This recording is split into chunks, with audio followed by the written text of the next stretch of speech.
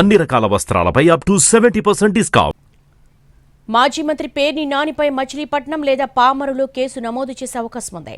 Pamarru YCP సమావేశంలో రప్పాపై పేర్ని నాని వ్యాఖ్యలు దుమారం రేపుతున్నాయి. రప్పా అనడమేంటి, చీకట్లో కన్నుగొడితే పనైపోవాలని అన్నారు పేర్ని నాని. ఆయన వ్యాఖ్యలపై ఇప్పటికే ఆర్పేట పోలీసులకు ఫిర్యాదు చేశారు టీడీపీ నేతలు. కేసు నమోదుపై ఆదేశాలు ఇవ్వనున్నారు జిల్లా ఎస్పీ గంగాధర్. మరోవైపు జడ్పీ చైర్పర్సన్ హారిక కారు ధ్వంసంపై కేసు నమోదు చేశారు గుడివాడ పోలీసులు.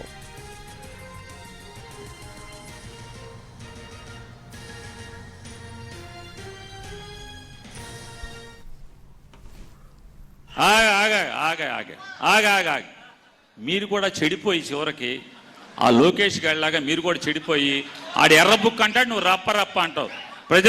ప్రజల దగ్గరికి వెళ్ళేది, అధికారం కోరుకునేది రప్ప కోసమా?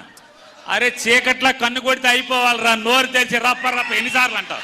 సిగ్గు శరం ఉండాలి మనకి, ఎన్నిసార్లు అంటారు? అది ఇక అదే పని. చీకట్లో చేయాల్సిన పనులు కూడా పట్టపగలు అసహ్యంగా ఏంటిది? ఇక అదే దానికా నీ రాజకీయం? దానికోసమా?